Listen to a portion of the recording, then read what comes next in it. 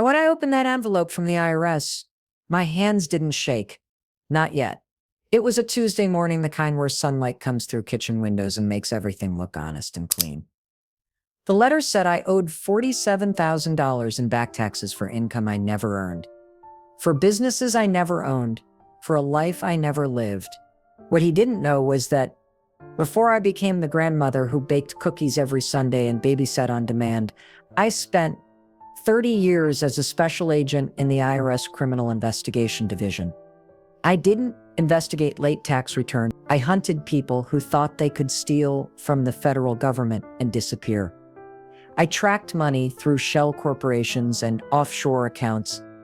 I testified in federal court against con artists who believed they were smarter than the system. My son Donald stood in my kitchen doorway, coffee in hand, face composed. "Mom, don't worry about that. It's probably a mistake. I'll handle it." Too smooth, too quick. Like he'd been practicing. My name is Betty Morrison. I'm 60 years old. And in exactly 7 days, Donald is going to receive a visit that will change everything. But first, let me tell you how the person who used to scare tax fraudsters into plea deals ended up being defrauded by her own flesh and blood. And my own son just became a case number. If you've ever been betrayed by someone you raised, hit that subscribe button, because this isn't just about money. It's about what happens when the person you underestimated turns out to be the most dangerous person you ever crossed. "I'll take care of you, Mom," he whispered during the service, "I promise." I buried my husband Robert on a Thursday in March, 17 years ago. The funeral home smelled like lilies and furniture polish. Donald was 18, sitting beside me in a black suit I'd bought 2 days before, the price tag still leaving a sticky residue on the collar when I peeled it off that morning. I squeezed his hand. I wanted to believe him. I needed to believe him. I went back to work 3 days after the funeral. Not because I was ready, because the mortgage company doesn't send sympathy cards, they send foreclosure notices. Robert had been an electrician, steady work, good insurance. But when the cancer came, it ate through our savings faster than it ate through him. The time he died, we had $3,000 in checking and a mortgage that didn't care about grief. My job wasn't something I talked about at PTA meetings or neighborhood barbecues. When people asked what I did, I said, I work for the IRS, and watched their faces change. They'd laugh nervously, make jokes about audits, then change the subject. Nobody wanted to know more, but I wasn't processing returns in some basement cubicle. I was CI Criminal Investigation Division. Badge number 1T47, the people who showed up when tax evasion crossed the line into fraud. When paper trails led to prison sentences, I'd started as a revenue agent, right out of college, pregnant with Donald, thinking I'd just need a stable government job with good benefits. But I was good at it. Too good. I could look at a tax return and see the empty spaces where money should be. The patterns that didn't make sense, the numbers that were just a little too neat. After Robert died, I threw myself into the work. It was easier than coming home to an empty house where his coffee mug still sat on the kitchen counter because I couldn't bring myself to move it. I worked 70-hour weeks. I traveled for cases. I missed Donald's baseball games and parent-teacher conferences. I told myself I was doing it for him, to pay for his college, to make sure he never felt the kind of financial terror that kept me awake at night, calculating how many months I could last if I got laid off. I paid for 4 years at state, out-of-state tuition, because that's where he wanted to go, where his girlfriend Dana was going. I worked overtime, took on extra cases, ate store-brand cereal for dinner so I could wire him money when he called saying he needed textbooks, needed a new laptop, needed. When he graduated, I bought him a car. Nothing fancy, a used Honda Civic with 60,000 miles, but it was reliable. I co-signed the loan because his credit was non-existent. When their daughter, Jenny, was born, I took unpaid leave for 3 months. I got up with her at 2 a.m. so Dana could sleep. I learned to make bottles exactly the way Jenny liked them. Room temperature, not too warm, with an extra ounce because she always finished and cried for more. When he and Dana got married, I paid for half the wedding. $8,000. Dana wanted roses. roses that cost $200 per centerpiece. I smiled and wrote the check. I wore the same winter coat for 12 years. I cut my own hair in the bathroom mirror. I bought generic everything. But Donald never went without, neither did Jenny. That's what mothers do, right? We make ourselves smaller so our children can grow. What I didn't know was that while I was making myself smaller, Donald was learning to take. And Dana was teaching him how. The red flags started small. So small, I told myself I was being paranoid, that 30 years of investigating fraud had made me see criminals everywhere, even in my own family. Betty, when was the last time you reviewed your investment strategy? She was sitting at my kitchen table, laptop open, looking at me with that expression she used when she was pretending to care. Concerned, helpful, like she was doing me a favor. It began 6 months ago, when Dana started asking questions about my finances. I don't have investments, I said. I have a pension and Social Security. Exactly. She leaned forward. You're leaving money on the table. You should have a diversified portfolio at your age. Donald and I could help you set something up. We know a great financial advisor. I'm fine, Dana. I've lived on this budget for 17 years. It works. She exchanged a glance with Donald. That glance, the one that said, she's being difficult again. Mom, Donald said, using his patient voice, we just want to make sure you're secure. What if something happens? What if you need care? Do you? Dana's eyebrows lifted. When was the last time you checked that policy? These companies, they cancel people all the time for non-payment. I have long-term care insurance. My jaw tightened. I pay it automatically. Every month. It doesn't get canceled. After they left, I pulled out my policy documents. Everything was fine, current, paid, but the seed had been planted. The suggestion that maybe I wasn't managing things well. Maybe I was forgetting things. Maybe I needed help. If you say so. She closed her laptop. We're just trying to help. The second flag was the mail. I started noticing that letters came opened. Not obviously, the flaps were resealed carefully, but I knew when you've spent 3 decades examining documents for signs of tampering, you notice when the adhesive is disturbed, when the envelope edges are just slightly off. Did you open my mail? I asked Donald one afternoon when he stopped by. What? No, Mom, why would I do that? This came open. I held up a statement from my bank. He barely glanced at it. It probably came that way. You know how rough the Postal Service is. She was 8, all elbows and gaps where baby teeth used to be, with Donald's eyes and a habit of saying exactly what she was thinking. But my brother Noah had been a postal inspector for 30 years before he retired. Mail doesn't come that way unless someone makes it that way. The third flag was Jenny. What paper, sweetheart? Grandma, why does Daddy have a paper with your name on it? She was coloring at my kitchen table, legs swinging under the chair. The one in his office, it has your name at the top and Mommy's name. I saw it when I was looking for markers. My chest tightened. What did the paper say? She shrugged. I don't know. Daddy said I'm not supposed to go in there. He got mad. Did Mommy say anything? She said it's grown-up stuff, and I should mind my business. Jenny looked up at me. Are you and Daddy making a business together? That someone was making something, and they were using my name to do it. No, honey, we're not. I stared at the screen, my mouth dry.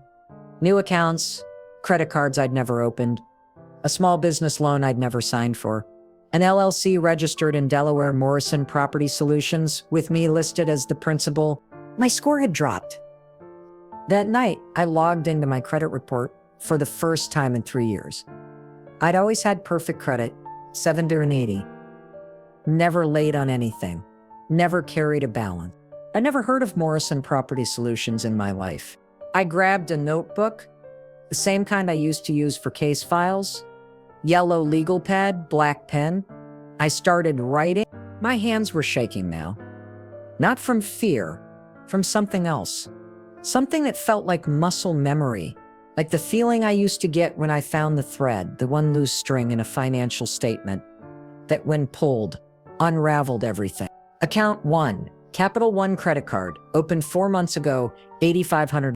Account 2, Chase business credit card, opened 3 months ago, $15,000 limit. Account 3, small business loan, $50,000, originated 6 months ago through Morrison Property Solutions. I did the math. Someone had opened at least $75,000 in credit using my identity. And the pattern, the timing, the progression, it wasn't random. This was systematic, planned. I picked up my phone and called the one person I knew would understand. "Noah, it's Betty. Are you busy?" My brother's voice was warm, surprised. "Never too busy for you. What's going on?" "I need you to come over, and I need you to bring that scanner you used to use for mail fraud cases." There was a pause. Then his voice changed, became sharper, professional. "How bad is it?" He was quiet for a long moment. Then, "I'll be there in 20 minutes. I hung up and stared at the list. My son's face kept appearing in my mind. Donald at 6, losing his first tooth. Donald at 12, crying when his baseball team lost the championship. Donald at 18, promising to take care of me. I don't know yet, but I think someone's been using my identity. And I think I know who. But 30 years of training was screaming that I wasn't wrong, that the person I'd sacrificed everything for had just become the target of my next investigation. And this time it was personal. I wanted to be wrong. I needed to be wrong. "Show me everything," he said, not bothering with pleasantries.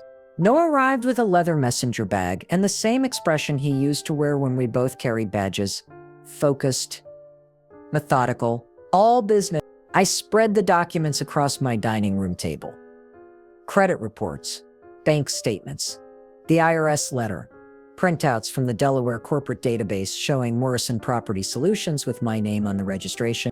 He put on reading glasses and examined each page slowly, the way he used to examine suspected fraudulent mail. After 10 minutes of silence, he looked up. But I knew there was a but. There always was. This is sophisticated. Whoever did this knows what they're doing. They staggered the applications across different institutions to avoid triggering immediate fraud alerts.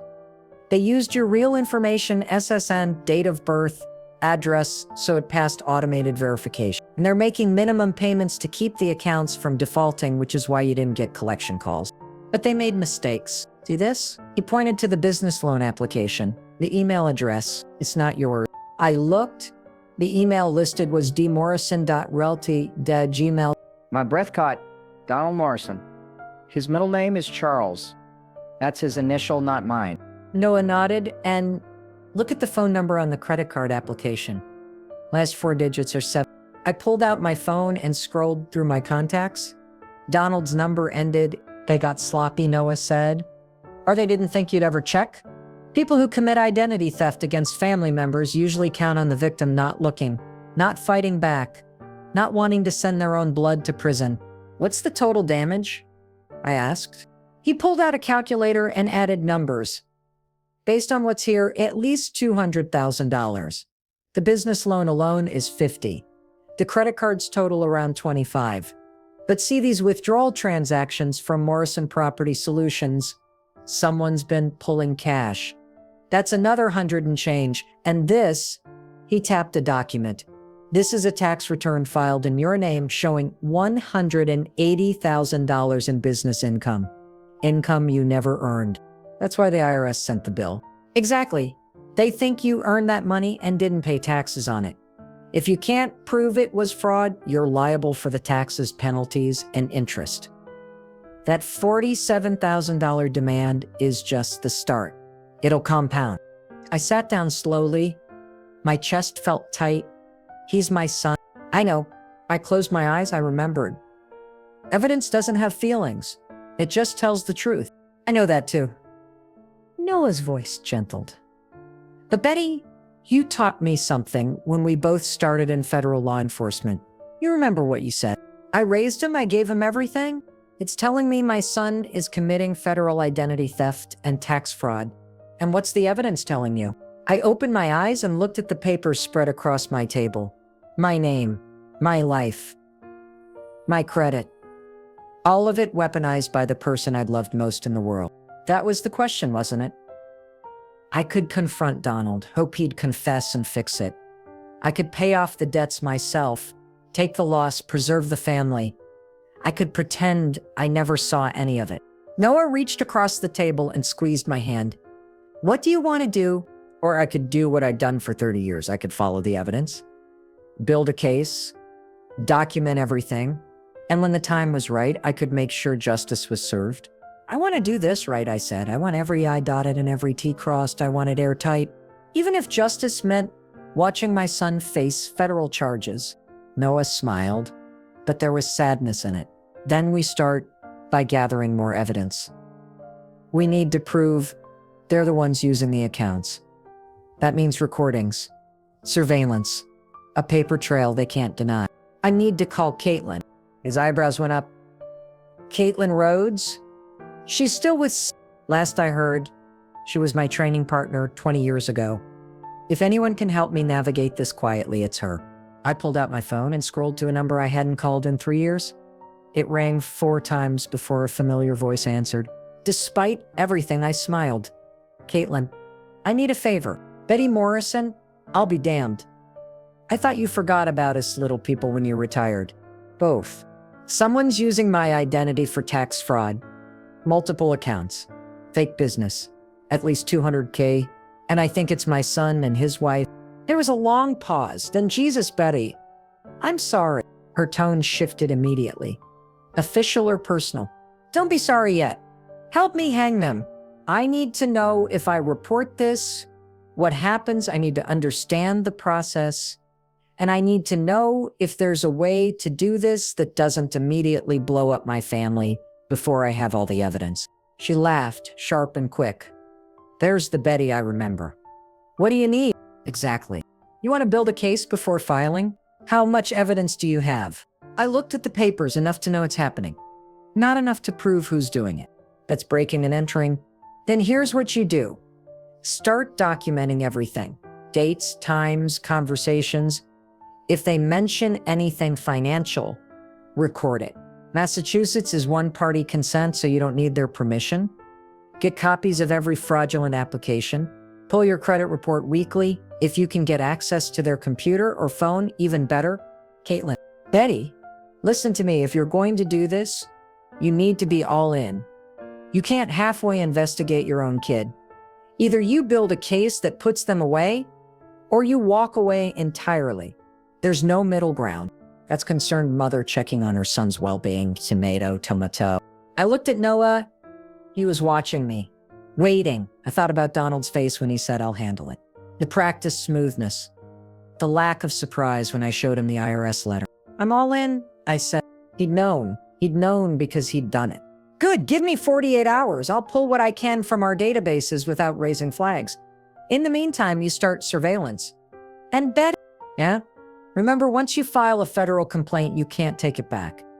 The system takes over, even if you want to stop it, even if you change your mind, it doesn't matter. So make sure you're ready for that. After I hung up, Noah and I sat in silence for a while. Finally, he spoke. You know they're going to hate you for this.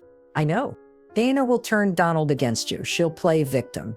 She'll tell everyone you're crazy, vindictive, a terrible mother. I know that too. And you're okay with that. I thought about the last 17 years. The sacrifices, the loneliness, the pride I felt watching Donald graduate, get married, become a father. All of it built on the belief that love was enough. That if I gave enough, sacrificed enough, it would matter. But love without respect is just servitude. And I was done serving people who saw me as nothing more than a resource to exploit. I'm not okay with it, I said, but I'll survive it.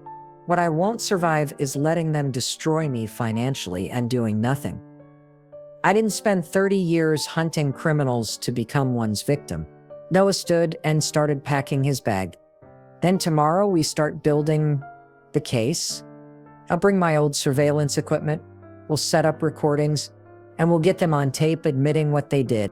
After he left, I walked through my house, turning off lights. This place, 3 bedrooms, 2 baths. The mortgage I'd paid on time for 17 years suddenly felt different. Not like a home, like evidence. Every room held memories of Donald. His height marks on the door frame, the dent in the wall from when he threw a baseball inside at 9 years old, the kitchen table where he'd done homework while I made dinner. But somewhere along the way, the boy I raised had become someone I didn't recognize. Someone who could look me in the eye and lie. Someone who could steal from his own mother and sleep just fine at night. I went to bed but didn't sleep. Instead, I lay there staring at the ceiling, thinking about the moment I'd have to tell him I knew, the moment I'd have to watch his face change from son to suspect. And I wondered if this was how it felt to lose a child without them dying. This grief that sat heavy and cold, knowing they were alive but already gone. Donald came over 3 days later, Sunday afternoon. He usually stopped by after church, even though I knew he and Dana didn't actually go to church. They went to brunch and took photos that made it look like they went to church. "Hey, Mom," he kissed my cheek, the same way he'd done since he was 16. Automatic. Practice. "Hi, sweetheart. Coffee?" "Dana and Jenny not with you?" I asked, sitting down across from him. "Sure." I poured 2 cups, my phone already positioned on the counter behind the fruit bowl, recording, app running. Noah had shown me how to set it up so the microphone faced the kitchen table. An appeal for income I never earned? Dana's got a thing. Jenny's at a friend's house. He sipped his coffee. "So, about that IRS letter," I called a guy I know. "He says it's probably just a clerical error. You should file an appeal, right?" That's what he said. "Just explain that. There's been a mistake." I watched his face carefully.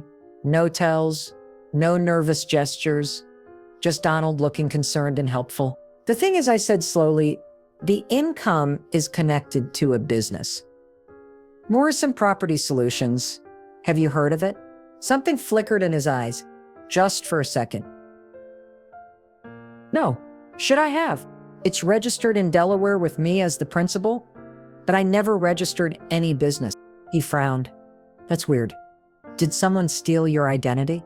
"That's what I'm trying to figure out." I leaned forward. "Donald, if you knew something about this, you'd tell me, right?" "Of course." "Mom, why would you even ask that?" His jaw tightened. "So now you think I stole your identity?" "That's insane, because the timing is strange. These accounts started opening right after you and Dana began asking about my finances." He stood up. "You know what? I come over here trying to help, and you accuse me of fraud. This is exactly why Dana says we need boundaries with you." "I didn't say you did. I'm just trying to understand what happened." "Dana says that." "Yeah, she does. She says you're always implying we're doing something wrong. Always suspicious, like you can't stop being a federal agent for 5 minutes and just be a mom." That stung. More than I wanted to admit. "I'm trying to protect myself, Donald." "From what?" "From me." He grabbed his jacket. "I'm your son. I've never done anything to hurt you. But if you want to believe I'm some criminal, fine. Investigate me. I've got nothing to hide."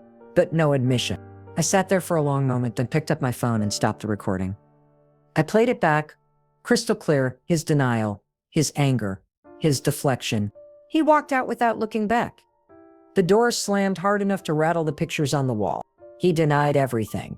Got defensive, walked out. Noah called an hour later. "How'd it go?" "Expected. They're not going to confess in round 1. But now he knows you're looking, which means he'll make a move." "What kind of move?" He was right.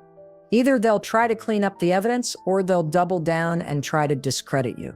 If I had to bet, Dana's already drafting a plan to make you look incompetent. "Betty," Donald told me about yesterday's conversation. "We're very concerned. You seem to be experiencing confusion and paranoia. We think you should see a doctor for a cognitive evaluation. Memory issues are common at your age, and there's no shame in getting help." The next morning, I got an email from Dana. Subject line, "Family conversation needed." And we scheduled an appointment with Dr. Patterson for Thursday at 2 p.m. "We'll pick you up and drive you. We love you and want what's best for you." This was the play. Make me look mentally incompetent. Get a doctor to say I'm confused. Use that diagnosis to take over my finances for my own good. And once they had control, they could bury the fraud, pay off the accounts quietly, and I'd be powerless to stop them.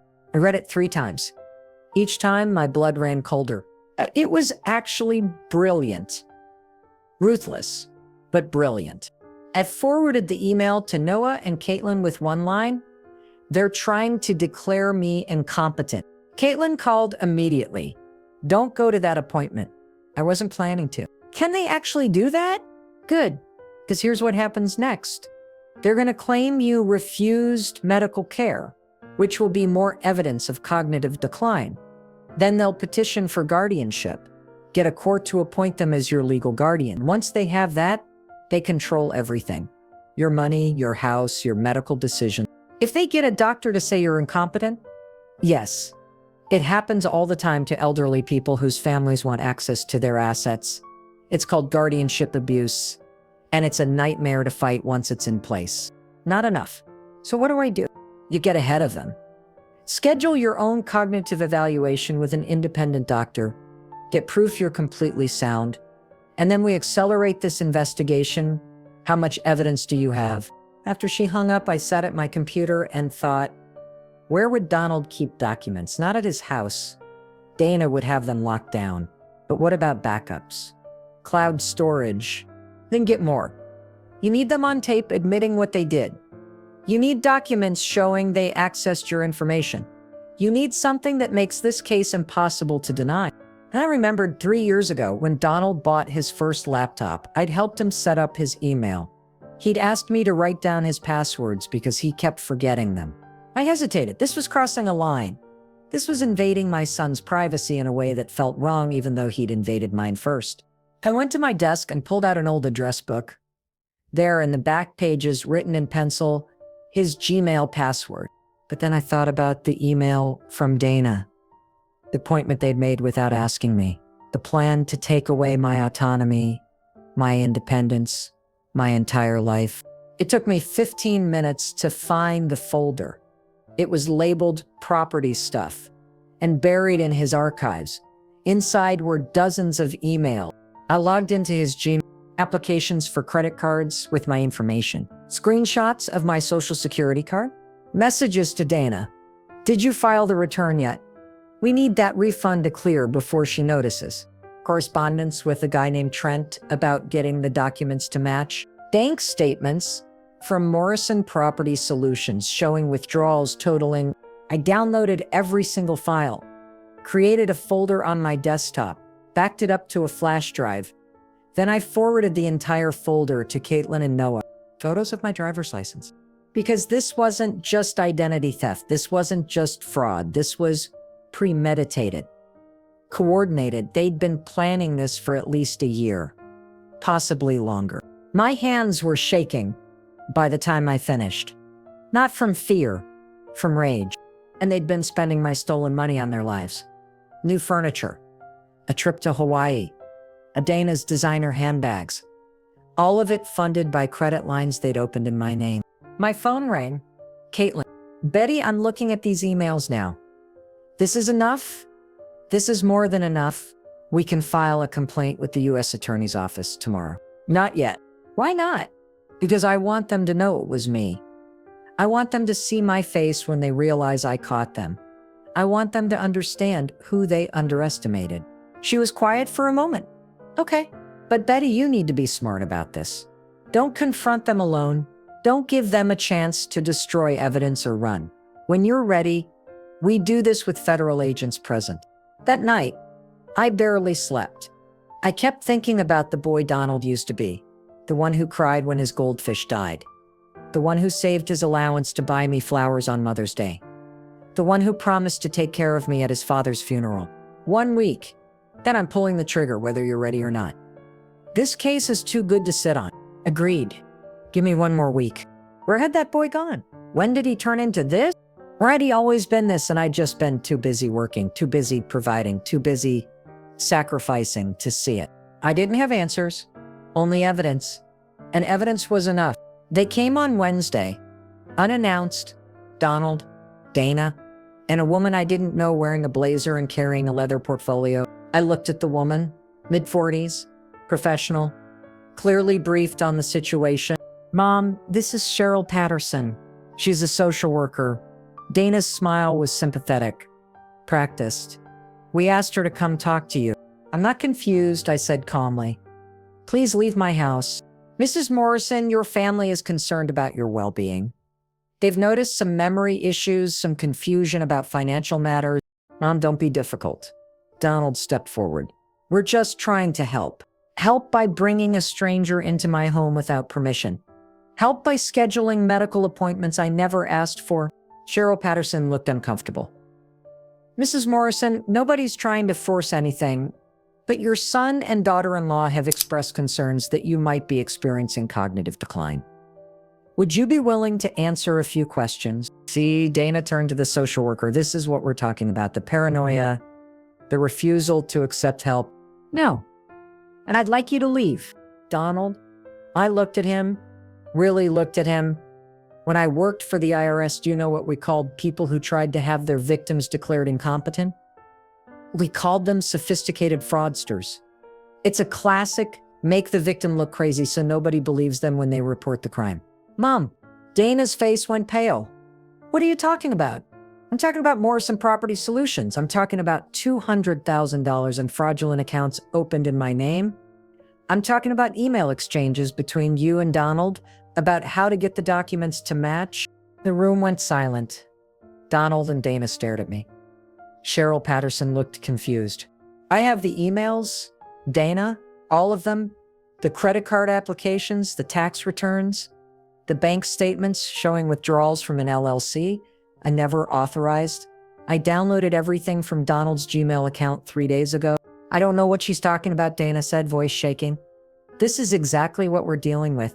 These delusions. Donald's face changed. The concerned son expression melted away, replaced by something colder. You hacked my email. I used the password you gave me 3 years ago, the one you asked me to write down because you kept forgetting it. Remember? It's in my address book, right next to your childhood address, and you had no right to steal my identity. But here we are. You had no right. Wait. Dana grabbed her arm. Don't you see? She's paranoid. She's making accusations. Cheryl Patterson stood up.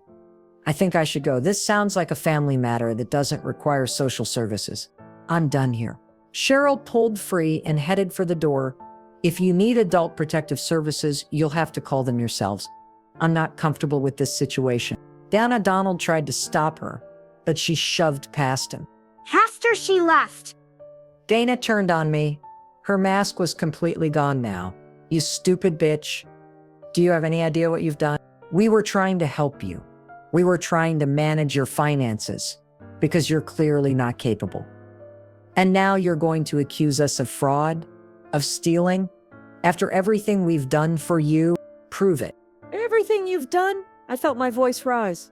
You opened credit cards in my name. You filed fake tax returns. You stole over $200,000. That's not help, Dana. That's federal identity theft. I smiled. I already have. Would you like to see the file I sent to Special Agent Caitlin Rhodes at the IRS Criminal Investigation Division? Or the complaint I'm filing with the U.S. Attorney's Office tomorrow morning? Donald sank onto my couch. His face was gray. Mom, please. We can fix this. We can pay it all back. It's too late for that. It's not. He stood up, came toward me. Mom, I'm sorry. I made a mistake. Dana thought we thought it would be easier this way. We were going to pay you back. You were going to have me declared incompetent so I couldn't fight back. You were going to steal my house, my pension, my entire life. Don't insult me by calling that a mistake. Then Jenny will grow up knowing her grandmother had a spine, that she didn't let people abuse her just because they were family. Dana's eyes were hard. If you do this, you'll lose your son. You'll lose your granddaughter. Jenny will grow up knowing her grandmother sent her father to prison. You'll regret this. Dana grabbed her purse. Donald, come on. We're leaving. Mom, he looked at me one more time. I saw the boy he used to be flickering behind his eyes, scared, desperate. Please don't do this. I already have. I called Noah. They know. Good. How'd they take it?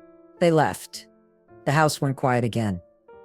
I stood in my living room, listening to their car pull away, and felt something crack open in my chest.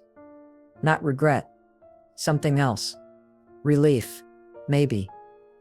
or just the absence of the weight I'd been carrying for so long. I thought about it. Really thought about it. Yeah, I am. For the first time in 17 years, I feel like I'm standing up straight instead of bending to make everyone else comfortable. About as well as expected. Threats. Tears. Dana said I'll never see Jenny again. That's emotional manipulation. Are you okay? That's my sister. Caitlin's ready when you are. The federal building in downtown Boston looked the same as it had when I used to work there. Gray concrete, security checkpoints, the smell of burnt coffee and bureaucracy. Tomorrow, let's file tomorrow. Neither did I. Betty Morrison. Never thought I'd see you walk through these doors as a victim. Caitlin met me in the lobby. She hadn't changed much. Same sharp eyes, same no-nonsense demeanor, but with more gray in her hair. She led me upstairs to a conference room where two other agents were waiting. Special Agent Marcus Webb and Special Agent Jennifer Cho. They looked young, too young. I wondered if I'd looked that young when I started. I am. Mrs. Morrison, thank you for coming in. Webb gestured to a chair. Agent Rhodes has briefed us on your situation. We've reviewed the preliminary evidence. Before we proceed, I need to ask, are you absolutely certain you want to file a formal complaint against your son and daughter-in-law? I understand. I worked CI for 30 years. I know how this works. You understand that once we open an investigation, we can't close it just because you change your mind. If we find evidence of federal crimes, we're obligated to prosecute. Cho leaned forward. Then you also know what this will do to your family. Your son could face prison time, your daughter-in-law too. Their daughter could end up in foster care if both parents are incarcerated. My throat tightened. Jenny, sweet Jenny, with her missing teeth and her habit of saying exactly what she thought. I hadn't thought about what would happen to her. How long would they serve? I asked. Webb pulled out a file. Identity theft, tax fraud, wire fraud. We're looking at multiple felonies. If convicted, your son could face up to 20 years. Realistically, with a plea deal, probably 5 to 7. Your daughter-in-law, similar. But there are alternatives. They don't. Donald's never been arrested. Restitution. Full repayment of all stolen funds, plus penalties. Probation instead of prison time. Community service. It depends on how cooperative they are and whether they have any prior record. What kind of alternatives? Then there's a chance we could work something out that keeps them out of prison. But that requires them to cooperate fully, confess everything, make restitution, and it requires you to be willing to accept that outcome.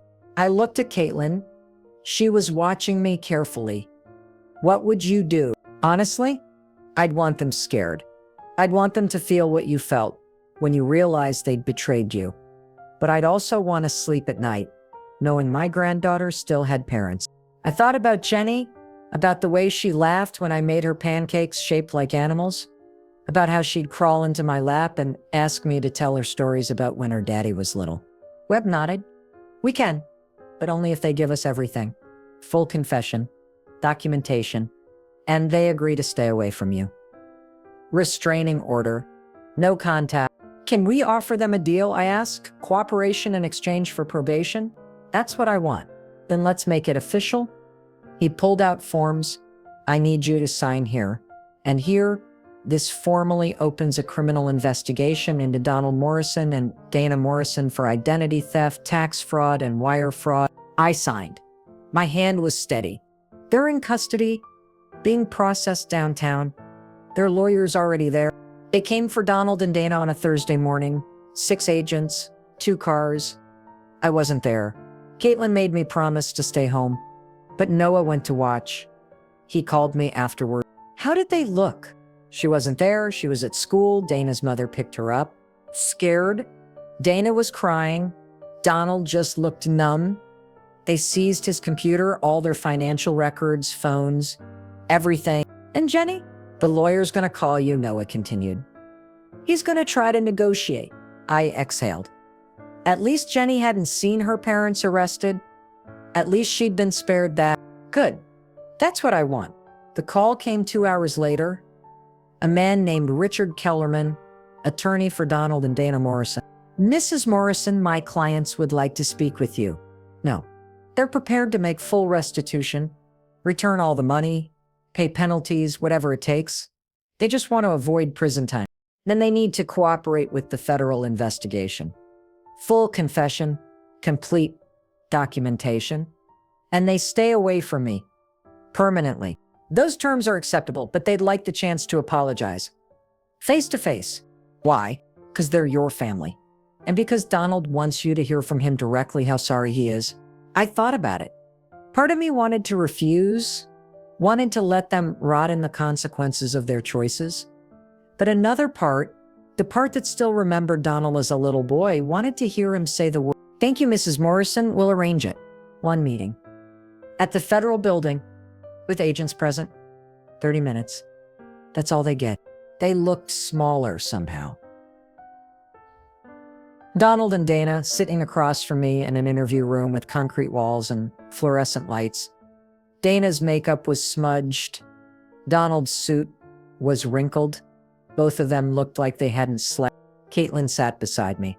Their lawyer sat beside them. 2 recording devices were running. "You have 30 minutes, I said. Use them." Donald spoke first. His voice was hoarse. "Mom, I'm sorry. I know that doesn't mean anything after what we did, but I need you to hear it. I'm so sorry." He looked down at his hands. I was desperate.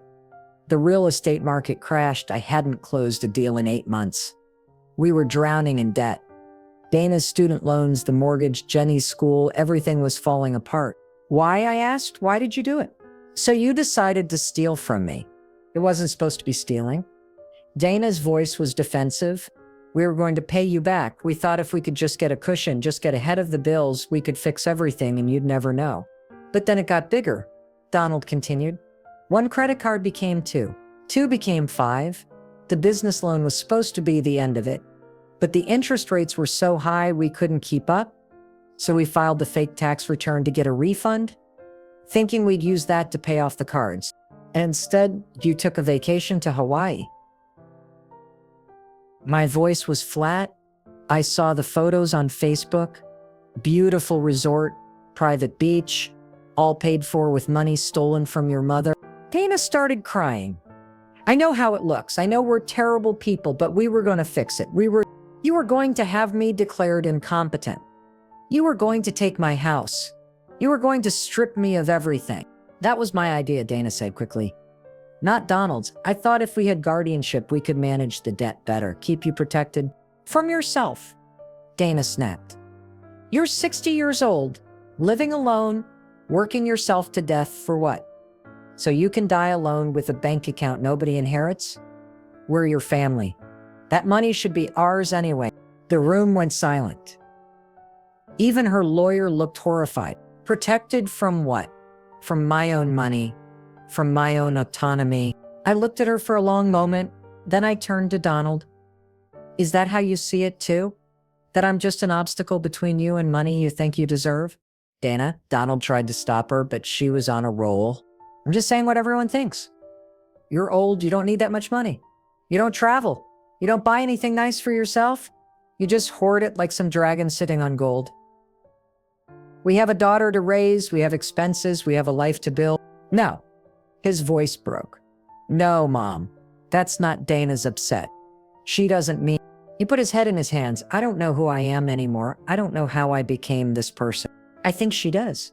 I think that's exactly what she means. And I think you agreed with her enough to steal to him. You became this person."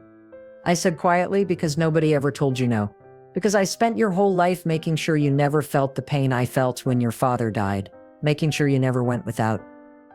And instead of teaching you resilience, I taught you entitlement. It's not about fault. It's about consequences. You made choices. Now you face what comes next. That's not your fault." And you agree to a restraining order. No contact with Mrs. Morrison for 5 years. No calls, no emails, no showing up at her house. Kaylin leaned forward. "Mr. Morrison, Mrs. Morrison, if you want this deal, we need full cooperation. That means you tell us everything, every account. every transaction, every lie you told. And you both plead guilty, no trial, no fighting the charges. Donald nodded. We'll do it, whatever you need. What about Jenny? Dana asked. She needs her grandmother. You should have thought about that before you committed federal crimes, I said. Jenny can write me letters, I'll write back, but I'm not doing supervised visits or family therapy. You made your choices, now Jenny pays the price too. That's what happens when parents put themselves first. Dana's face crumpled. Donald just stared at the table. Their lawyers spoke up. What about sentencing recommendations? If they cooperate fully, will the government recommend probation? I thought about Jenny, about Christmases and birthdays and all the moments she'd miss if her parents were in prison, about the little girl who'd done nothing wrong but would carry the shame of this for the rest of her life. Caitlin looked at me. It was my call. Then we have a deal. Caitlin stood. Your sentencing hearing is scheduled for 6 weeks from now. Until then, you'll remain out on bond. Don't leave the state. Don't contact Mrs. Morrison. And don't even think about touching another penny that isn't yours. We accept. Donald said immediately. All of it, we accept. 5 years probation, I said. Full restitution plus 30% penalty. Community service, 500 hours each. And they both enroll in financial counseling. Those are my terms. I believe you love me, I said. I just don't think you respect me. And without respect, love doesn't mean much. I looked at my son, my boy, the child I'd given everything for. As they led Donald and Dana out, Donald turned back. Mom, I know you won't believe me, but I do love you. The sentencing hearing came on a cold morning in November. The courthouse was packed. Federal fraud cases always drew a crowd. I sat in the gallery next to Noah. While the judge reviewed the plea agreement, Donald and Dana stood before the bench, looking small and frightened. Jenny wasn't there. Dana's mother had her for the day. He flinched like I'd slapped him. Then he turned and walked out. I stood, walked to the podium, looked at my son. Mr. Morrison, Mrs. Morrison. The judge said, you've pleaded guilty to multiple counts of identity theft and tax fraud. The government has recommended probation in exchange for your cooperation. Before I accept this recommendation, I want to hear from the victim. Ms. Morrison, would you like to make a statement? Your Honor, I spent 30 years investigating financial crimes. I've seen every kind of fraud, sophisticated schemes, elaborate cons, corporate embezzlement. But this case hit me differently because the criminals weren't strangers. They were my family. My son and his wife didn't just steal money from me. They tried to steal my identity, my autonomy, my dignity. They tried to make me believe I was incompetent so they could control every aspect of my life. I don't need them in prison to feel justice was served. I need them to spend the next 5 years rebuilding their lives honestly, learning to live within their means, teaching their daughter that actions have consequences, but that people can change. I could stand here and tell you they deserve prison, that they should suffer the way they made me suffer. But the truth is, they already are suffering. They've lost their integrity. They've lost my trust. They've damaged their daughter's relationship with the only grandmother she has. So I support the probation recommendation, not because I forgive them, not because what they did was okay, but because I believe in second chances. And because my granddaughter deserves parents who are present, even if they're flawed. The judge accepted the plea deal. 5 years probation, full restitution of $212,000 plus penalties, 500 hours community service each, mandatory financial counseling, and a 5-year restraining order prohibiting them from contacting me. Go sit down. Donald was crying. Dana stared straight ahead, jaw clenched. How do you feel? He finally asked. As we left the courthouse, reporters shouted questions. I ignored them. Noah guided me to his car and we drove in silence for a while. Empty, relieved, sad, all of it at once. Did I? Jenny's gonna grow up knowing her grandmother sent her parents to court. Jenny's gonna grow up knowing her grandmother had the courage to stand up for herself. That's not nothing, Betty. That's normal. You did the right thing. When he dropped me off at home, I found an envelope on my porch. No postage, hand delivered. Inside was a drawing, crayon on construction paper, a stick figure labeled Grandma Betty standing next to a smaller stick figure labeled Jenny. Both of them were smiling. At the bottom, in careful 8-year-old handwriting, I love you, Grandma. Mommy says I can't see you, but I can still love you. Right? I sat on my porch steps and cried. For the first time since this whole nightmare started, I let myself fall apart because Jenny was the innocent one. Jenny was the one who didn't deserve any of this. But maybe in 5 years, when the restraining order expired, there would be a chance to rebuild, to show her that family can survive betrayal, that love can exist even when respect has to be earned back slowly. 6 months later, I was in my garden when Caitlin called. Betty, you sitting down? Donald and Dana's restitution check just cleared. All $75,000. They sold their house to cover it. Should I be? Apartment in Quincy, 2 bedrooms. Dana got a job as a receptionist. Donald's working for a property management company. Not fancy, but honest work. Their probation officer says they're compliant. Attending counseling. No violation. I set down my trowel. Where are they living? And Jenny? After we hung up, I looked at my garden. I'd spent the last 6 months rebuilding it, pulling out dead plants, turning the soil, planting new seeds. It was slow work, but I could see progress. Small green shoots pushing through the earth, signs of life. Adjusted to the new school, Dana's mother picks her up most days. From what I hear, she's doing okay. Kids are resilient. My phone buzzed. A text from Noah, dinner tomorrow? My place? I smiled. Yes, I'll bring dessert. My hand trembled as I opened it. That evening, as the sun set, I received an email from an address I didn't recognize. Subject line. From Jenny. Mommy says I'm allowed to write you letters even though I can't see you. She says you're not mad at me, just at them. Is that true? Dear Grandma Betty, I miss you. I miss your pancakes and the way you tell stories. Mommy says maybe when I'm older we can see each other again. I hope so. Jenny, I'm doing good in school. I got an A on my book report. I wrote about Charlotte's Web. Remember when you read that to me? I love you forever and ever. I'm not mad at you. I could never be mad at you. You didn't do anything wrong. Dear Jenny. So I write it 3 times. Then I wrote back, I miss you too. More than you know.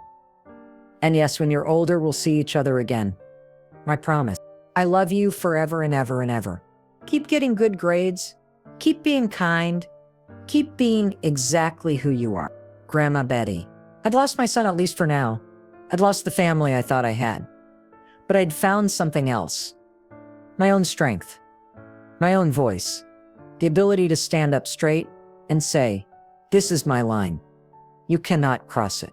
As I hit send, I felt something shift. Not forgiveness. Not yet, but hope. The kind that grows slowly, like seedlings in spring soil. When Jenny walked in, I almost didn't recognize her. She was 13 now, tall. Her baby face gone, replaced by something sharper, more angular. But when she saw me, her face broke into a smile, the same smile she'd had at 8. And maybe that was enough. A coffee shop was busy for a Tuesday afternoon. I sat in the corner booth, hands wrapped around a mug, watching the door. She ran to me, and I stood catching her in a hug. She smelled like teenager body spray and shampoo, and something I couldn't name. Grandma, look at you, I said, pulling back to see her face. You're so grown up.